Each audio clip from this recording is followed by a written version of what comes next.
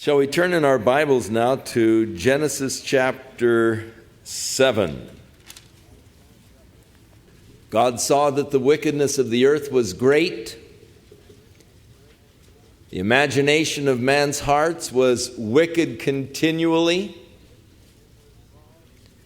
Men were involved in Satanism, unnatural sex, violence, corruption. And so God decided to bring an end to that scene of iniquity. And God destroyed the earth that then was with the flood of waters. But God saw Noah, a righteous man. And so God commanded Noah to build an ark. The dimensions of it would equal approximately those of the Titanic. 450 feet long, 75 feet wide. And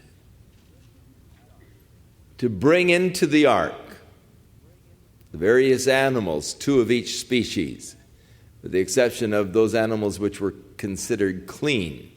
There were to be 7, probably pairs of each of those animals.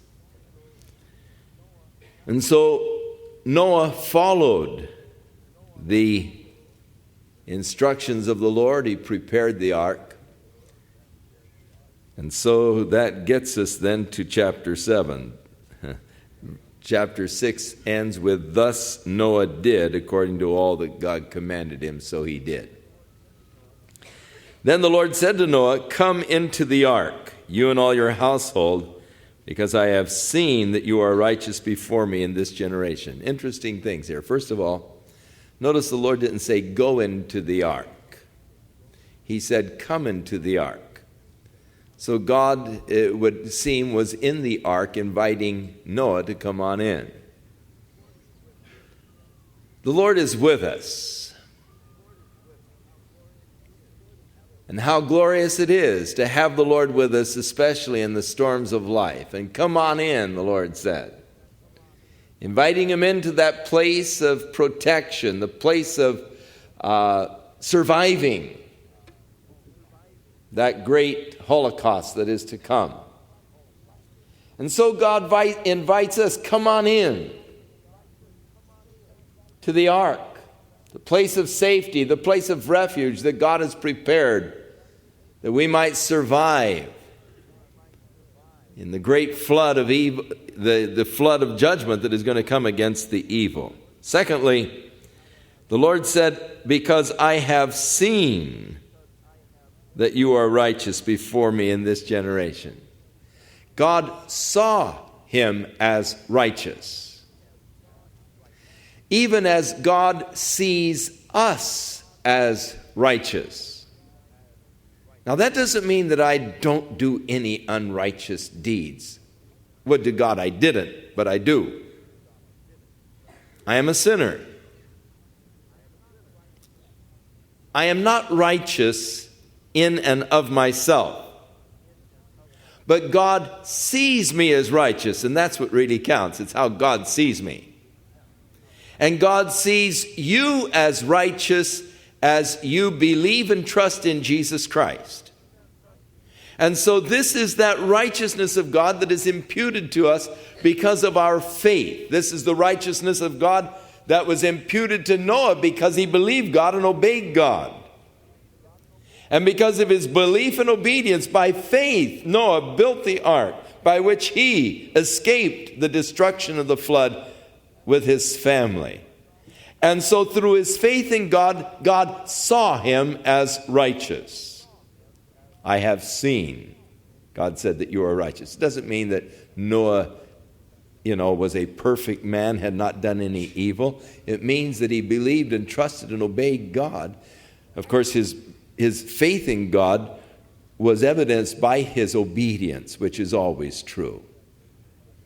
If you say you have faith in God and yet you don't obey God, then your words of faith are discounted.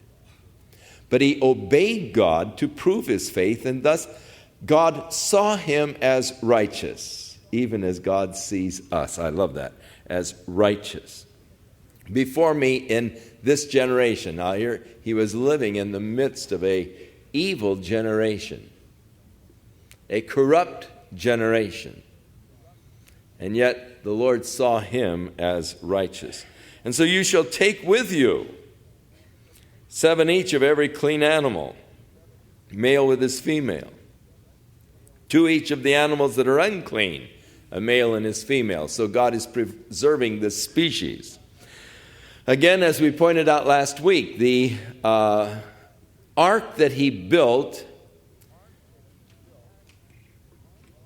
had sufficient volume to hold 2 of each species, plus enough food that they could survive for the little over a year's time that they spent in the ark. They could have put 522 livestock railroad cars into the ark. If you figure out the volumetric measure within the ark, the size of it, could have held 522 of these livestock, or what they called cattle cars on the trains. 125,000 lambs, but they only had 7 pair. And so the ark was sufficient.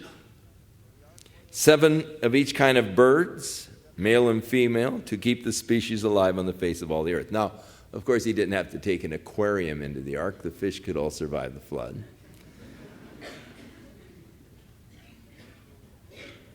And those birds that, like ducks and the type of birds that are able to, be in the water, they did not necessarily have to come in. For after 7 more days, the Lord said, I will cause it to rain on the earth for 40 days and 40 nights, and I will destroy from the face of the earth all the living things that I have made. So now we get one of these many 7s that we'll be coming across. 7, of course, is a number that is symbolic and meaningful in Scripture, the number of completeness. 40 is a number of judgment, if you're interested in numeric structures and in numeric equivalents, etc. 40 is the number of judgment, so it will rain 40 days and 40 nights. And I'll destroy from the face of the earth all living things that I have made. And Noah did according to all that the Lord commanded him. He was 600 years old when the flood of waters was upon the earth. So Noah with his sons, his wife, his sons' wives, went into the ark because of the waters of the flood. And of the clean beasts, and of the beasts that are unclean, of birds, of everything that creeps on the earth, 2 by 2 they went into the ark to Noah, male and female, as God had commanded Noah. And it came to pass after 7 days that the waters of the flood were upon the earth. The 600th year of Noah's life, in the 2nd month, the 17th day of the month. On that day, all of the fountains of the great deep were broken up, and the windows of heaven were opened. So now, in one verse, he describes the method by which God brought the flood upon the earth. And notice it wasn't just the rain, but the great fountains of the deep were opened up. Now, before the flood came, there were rivers. We read that there was the river that went forth out of the Garden of Eden, and it went out into 4 different directions: the Hiddekel and the Tigris and the Euphrates and so forth. The question is, how can you have rivers if you don't have rain? Because prior to the flood, there was no rain. So evidently, there were tremendous underground reservoirs of water, which are called here fountains of the deep, creating artesian-type types of wells. Now, it could be that there was a whole series of underground caverns, sluices. And it could be that the heat of the earth would, even if necessary, distill the waters of the seas as they would flow into these caverns and be heated and distilled. And God could have had a whole vast irrigation system under the surface of the earth that sprung forth and flowed as rivers. These vast reservoirs of water that God had placed under the earth were broken up, the fountains of the deep, as well as that vast canopy of water that God had suspended in space. In Genesis chapter 1, where he divided the waters above the firmament from the waters below the firmament. And that vast ocean of water that God had suspended in space, that was a canopy to protect the earth from much of the cosmic radiation, shielded the earth, caused the earth to be like a green garden actually all over the earth. Without the poles being iced, with this water suspended in the atmosphere, you would not have had any violent storms. You would not have had any violent winds. There would be only a slow movement of air. And with the tremendous humidity and moisture and the warmth that had been universally warm, you would have had, of course, an ideal climate to grow plants and for the just the earth to be totally verdant. Interesting. We have discovered great charcoal beds under the ice at the South Pole region, which means there had to be at one time vast forests down there. Mammoths with tropical vegetation have been found in Siberia. They're in the frozen tundra area, which indicates again that was once a tropical paradise. But with the emptying of the water, the canopy of water, now this is the only way that you could explain rain for 40 days. No matter how full the clouds may be of water, and we have had times when, maybe it rained for 2 weeks or something, but for 40 days for the deluge to continue on a worldwide basis means there was that emptying of that vast canopy of water that God had suspended in space. We'll get to it in a moment, but there's also the very great possibility that at this time there was a dramatic polar axis shift. It is very possible that prior to the flood, there were no large mountain regions such as we have today. It's quite possible that all they had prior to the flood were rolling hills. We don't know anything about the geology of the earth prior to the flood. It was indicated in the scripture that the land mass was all together and that the seas were all together. There was just the one land mass and the one ocean of water. It could be that there were tremendous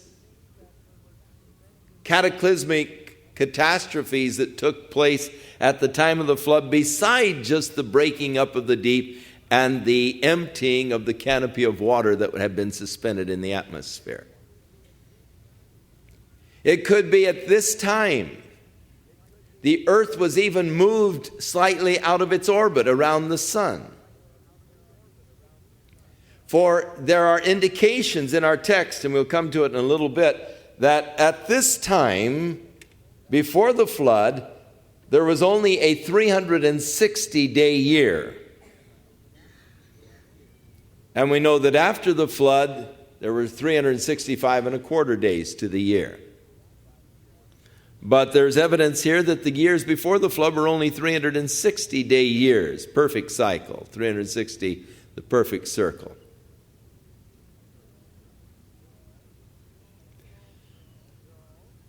And so there are also possibilities, and there is some evidence that it was at this point that the earth became tilted on its axis.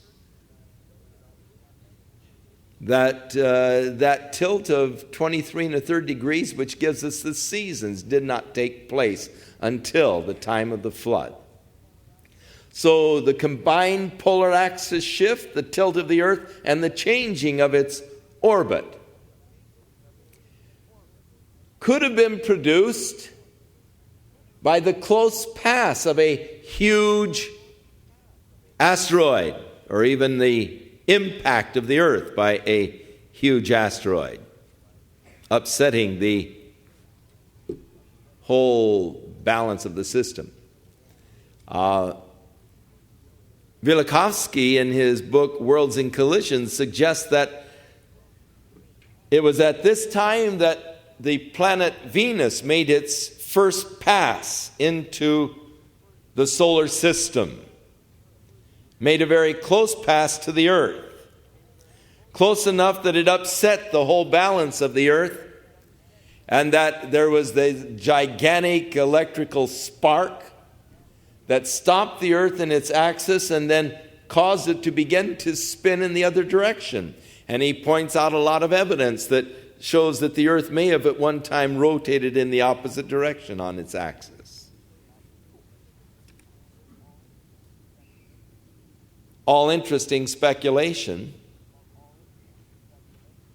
What we do know is that God emptied the canopy above the earth of that shield, that water blanket, and that God opened up the great fountains of the deep. Now, as the waters began to cover the earth and the pressure of the water began to come over the land mass, the weight of the water probably broke through the earth's crust in many areas, causing it to collapse. And at this time, great canyons were formed, and the water, of course, would go into the canyons, and through the downward pressure, there came the upthrust, and so you find the coastal range of mountains, our high Sierras here in California, thrust up from the weight of the water that was pushing down there in our shoreline here. And tremendous geological upheavals as the result of the water changing its base, its bed. And we have tremendous evidence around the earth, from the fossils and all, where up in the Himalayas, 20,000 feet, fossils of sea life.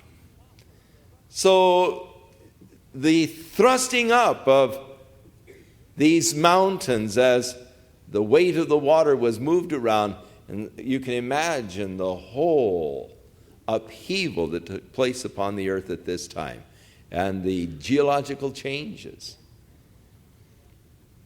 All this was going on during this period of a year. Actually, there were 40 days where the rain was descending, but the activity continued long after the rain had descended as the weight of the waters began to push down and break the earth's crust, and all of these changes were going on for close to a year's time. And the rain was on the earth for 40 days and 40 nights, and on the very same day Noah and Noah's sons, Shem, Ham, and Japheth, Noah's wife, the three wives of his son with him, entered into the ark. And there were every beast after its kind, all the cattle after their kind, every creeping thing that creeps on the earth after its kind, every bird after its kind, every bird of every sort. I don't know if you ever think about these things, but, you know, there were a lot of problems. sanitary and otherwise, no doubt, within the ark, with all of the animals that were there. However, it is quite possible. Now, we're dealing with God who can do anything. And we do know that bears have the capacity of hibernating. And it could be that God gave that same capacity to these animals for this special occasion. And that they all went into a hibernation process like the bear does, where he, just goes in and he lies down and he just waits out the winter. In a cave someplace or in a log someplace. He just, snuggles in and waits out the winter, hibernating, doesn't eat, and just sleeps the whole while, during this process. So there was little activity. It could be that the ark wasn't nearly as noisy as you imagined it to be, with all of the animals, the bears and everything else that was in it, So they went into the ark 2 by 2. I think by this time you get the idea that I believe that this story actually happened, that this is a real event that God is chronicling for us here. And I do. I have no reason to doubt the veracity of God's word. In fact, I think that this universal flood is a far more plausible explanation of the geological column than is the evolutionary hypotheses. This model is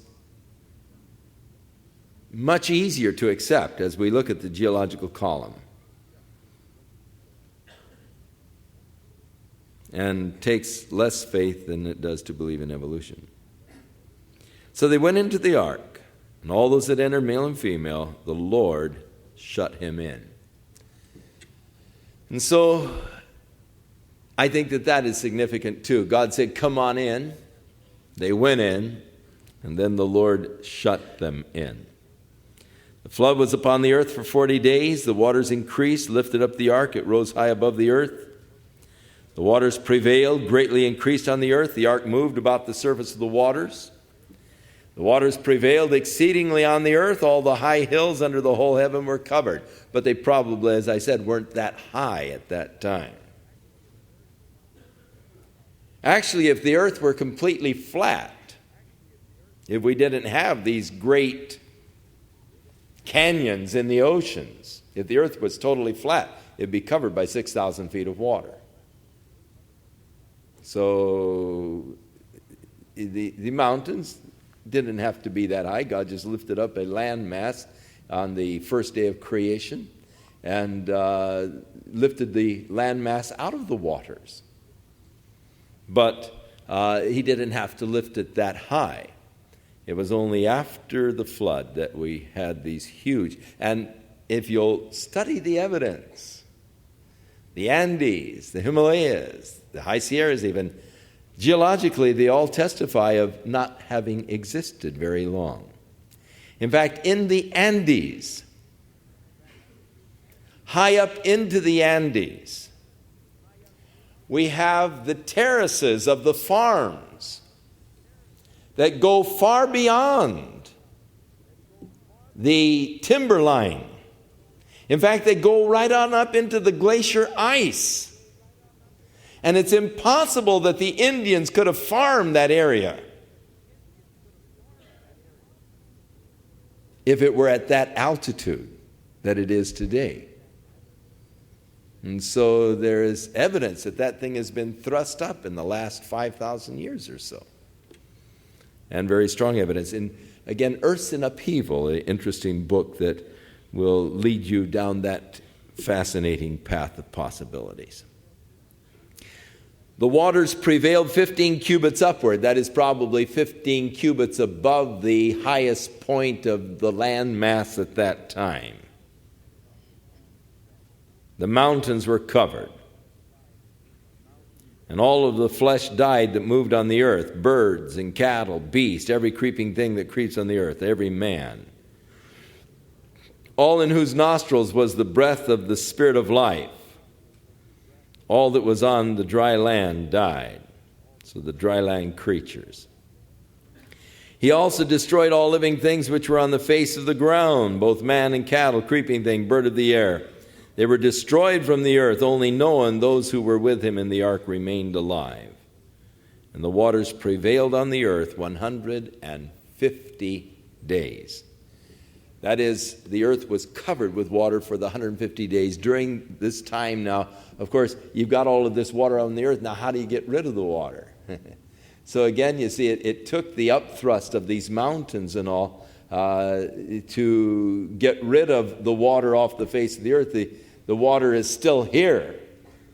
It didn't just evaporate. It doesn't just run off like it does now into the ocean. We may have a localized flood situation, and it may get, water everywhere, but it ultimately runs off and is into the ocean, where again it evaporates and is carried by the clouds over the land mass, and we get the water cycle. But here, with all of this extra water, everything being covered, there had to be then these upthrust of mountains. And so the geological changes were taking place during the 150 days, and probably even longer. Then God remembered Noah. Now, that isn't to say that God forgot Noah and suddenly remembered, hey, I got a guy floating around down there,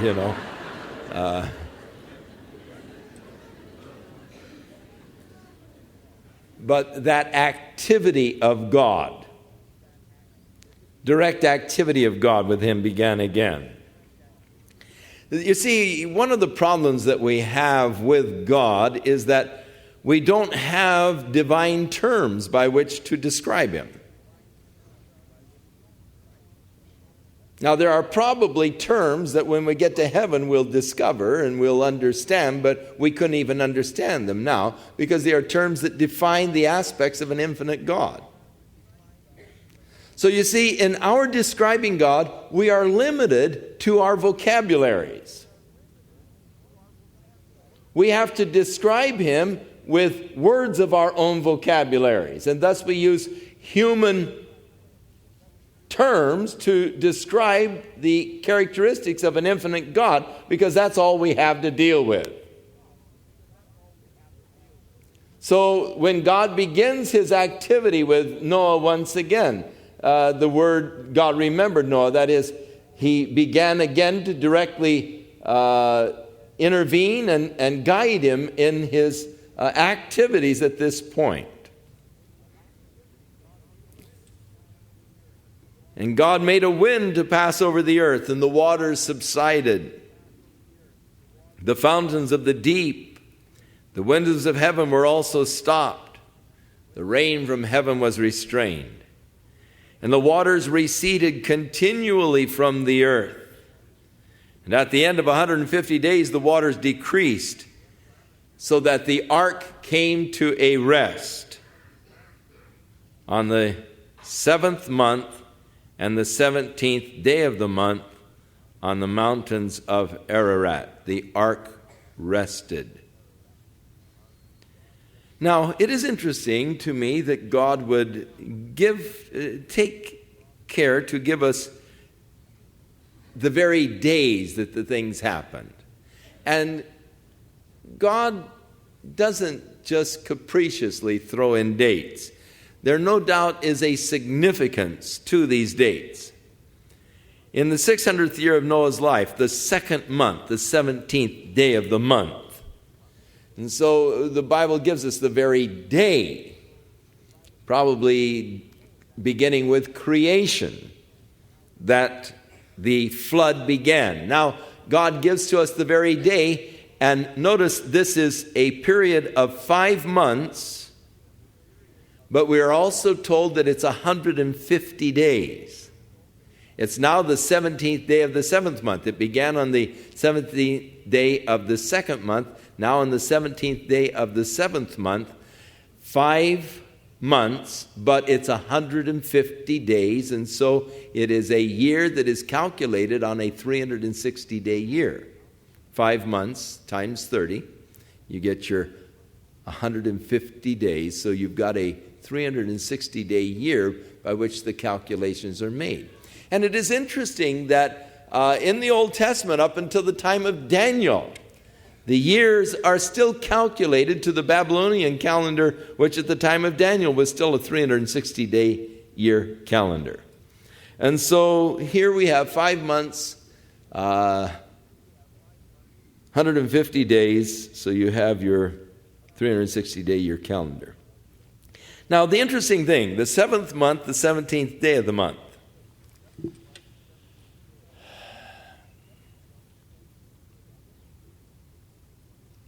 The exact day. Do you know what day it was that Jesus rose from the dead? It was on the 17th day of the 7th month. The month of April, Jewish calendar, the 7th month, because it begins in October. And on the 17th day, you see, the Passover takes place on the 14th day. Jesus was 3 days and 3 nights in the earth, and so it was on the 17th day of the 7th month that Jesus rose from the dead. It was on that day that the ark rested. Interesting, and we pointed out before, Noah's name means rest. So rested in the ark on the 17th day of the 7th month.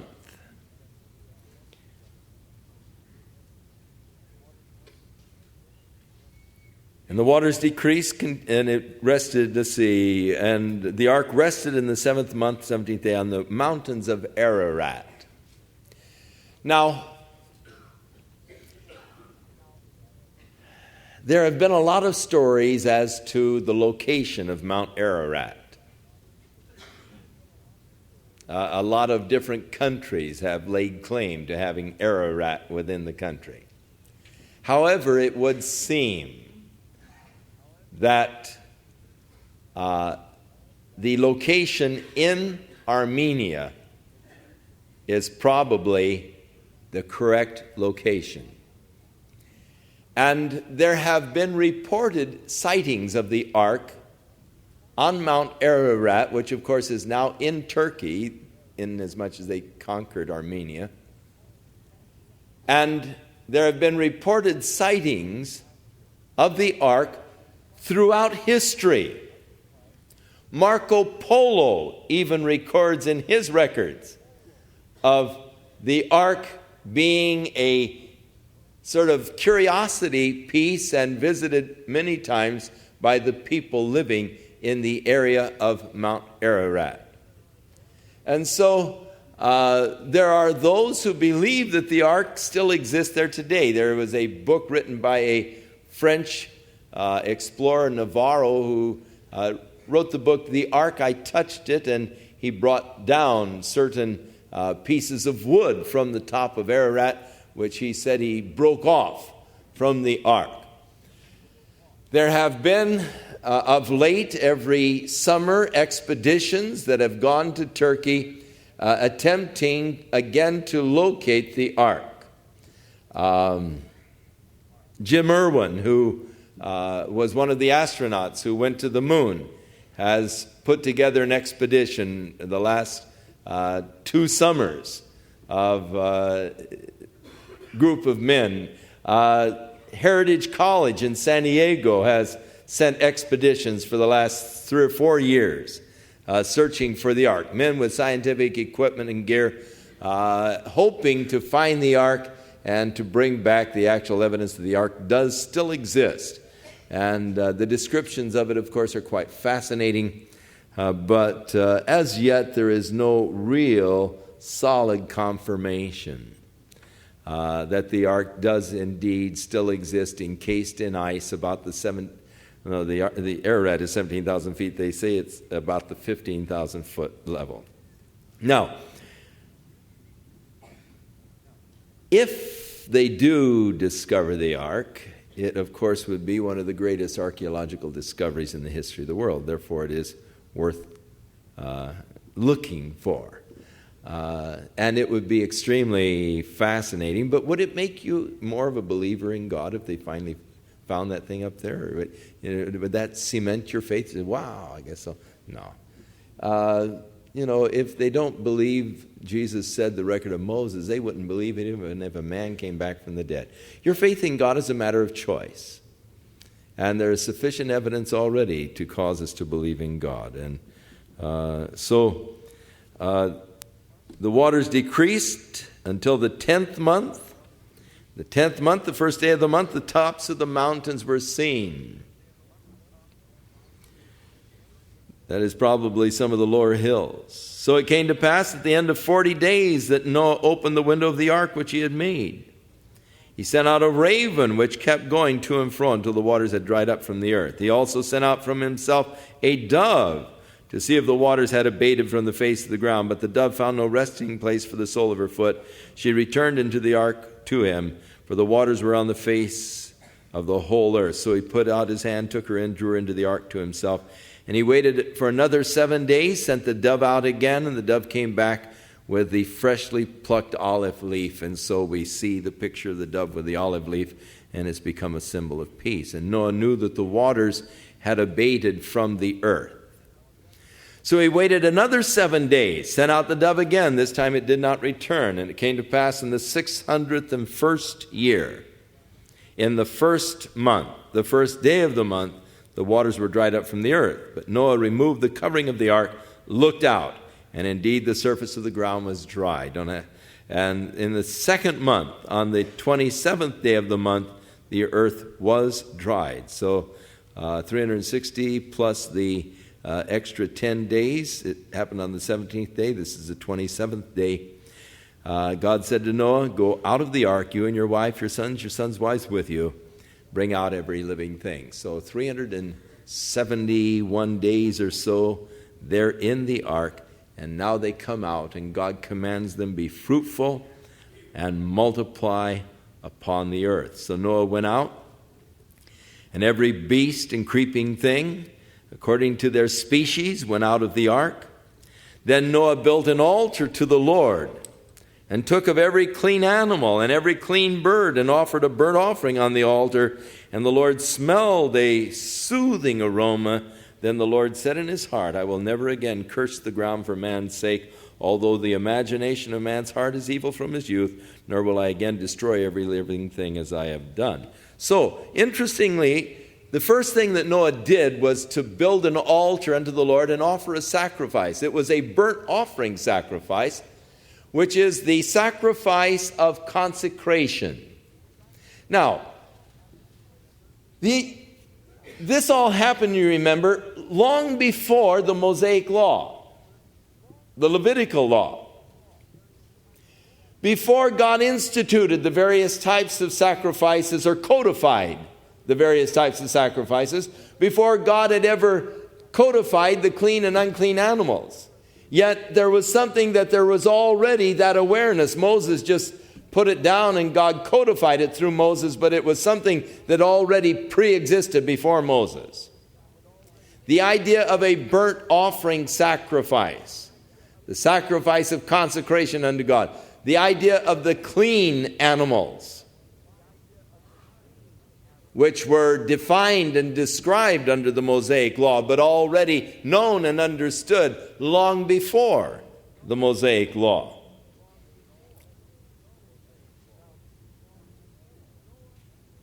Now, Noah, having descended from Adam, had a sinful nature. God recognizes and acknowledges now the sinful nature of man. But even though man does have the sinful nature, God is going to make a way of redemption for sinful man. Recognizing that man's nature is sinful, that he has this tendency towards evil. There is within the very nature of man that tendency towards evil, that sinful nature. Yet God declared that he will not destroy every living thing again as he had done. That is, by the waters of a flood. God is going, the judgment that has come during the time of Jesus Christ will not be a total judgment and extermination of all that are upon the earth. There is an indication in the scripture that the judgment that will take place just prior to the return of Jesus will destroy 2/3 of the earth's inhabitants, that he'll bring 1/3 through. So it won't be a total extermination as it was in Noah's day of those outside of the ark. Even there will be that possibility that a person could survive through the Great Tribulation period. It's not a possibility that I would personally want to gamble on.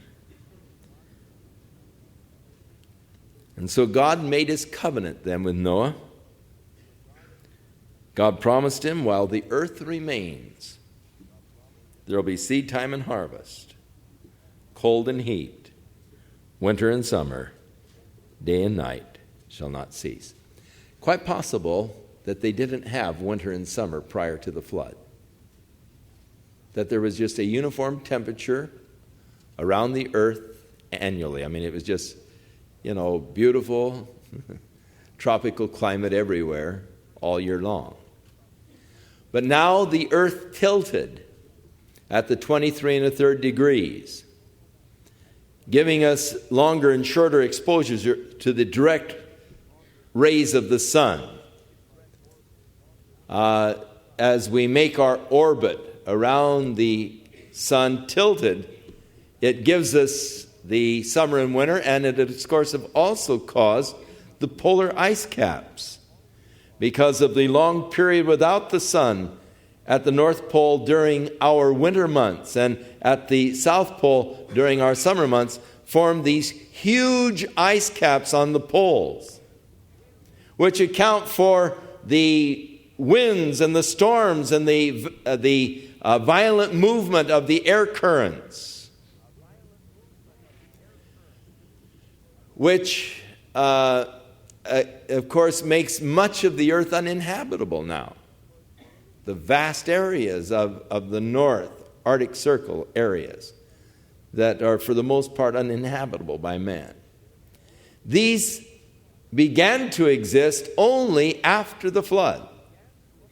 So this is one of those subtle indications that more than just the breaking up of the fountains of the deep, more than just the emptying of the canopy of water, there were probably other great catastrophes that were associated with this time of the flood of Noah, creating the elongated year, 365 days now, and creating the various seasons of winter and summer, cold and heat, seed time and harvest, day and night.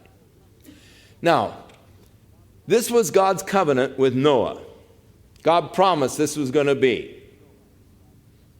And up to the present day, God has kept his promise. I told you it was going to get dark.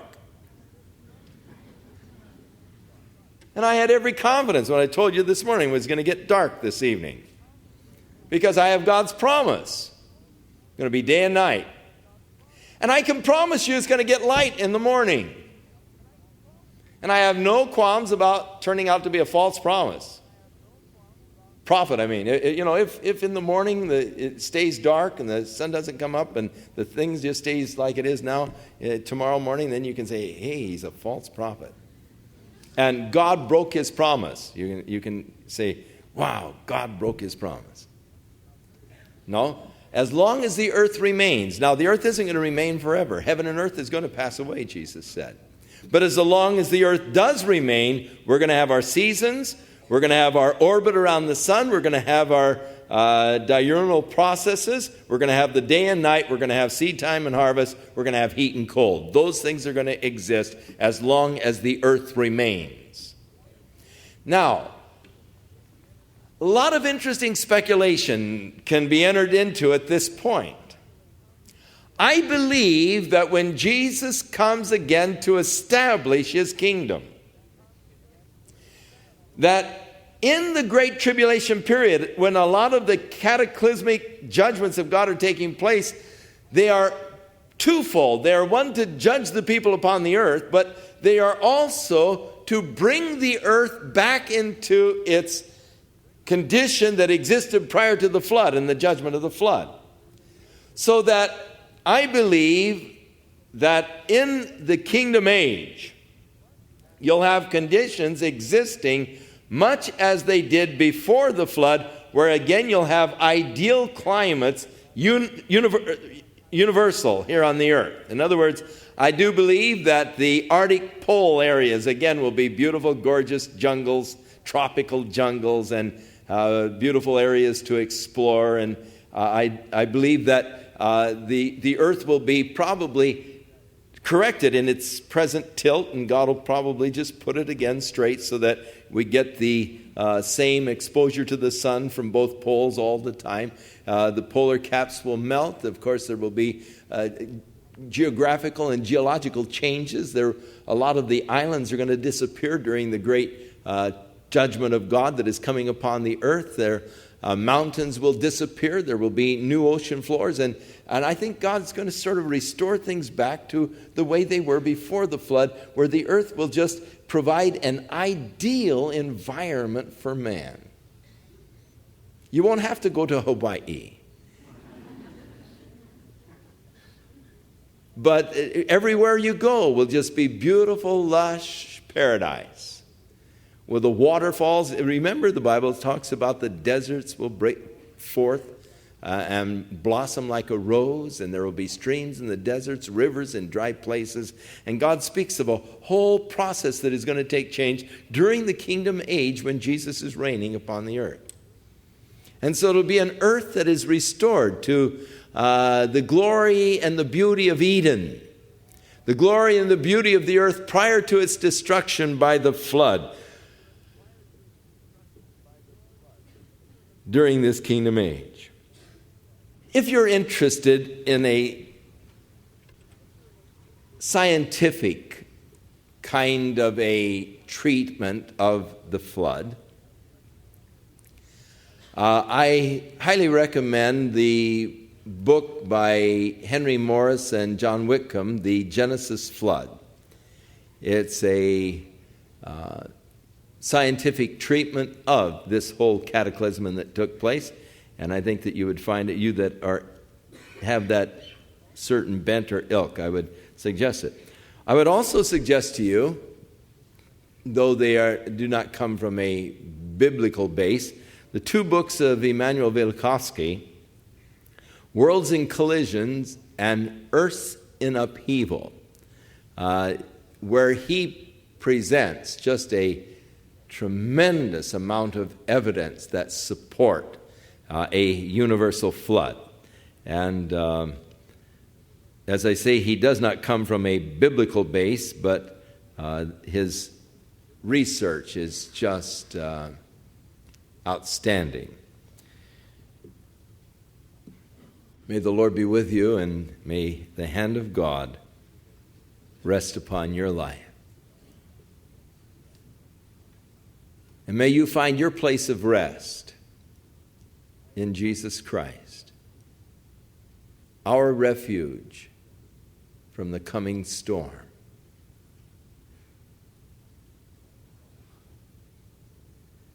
May the Lord deal with you concerning your own commitment to Him,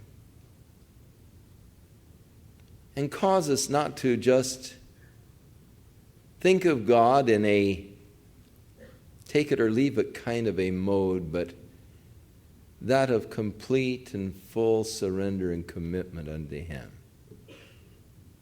Days are short while the earth remains, but the earth isn't going to remain much longer. And thus may we, as Peter exhorts, begin to live and look towards the things of the Spirit, knowing that the material earth is to be destroyed. May we place our values in the things of the Spirit, our investments in the things of the Spirit, that they might be lasting and survive. May God just really direct your life in a very special way this week as you walk in fellowship with Him. And through the grace of Jesus Christ, may God see you as righteous before Him in all the earth. In Jesus' name.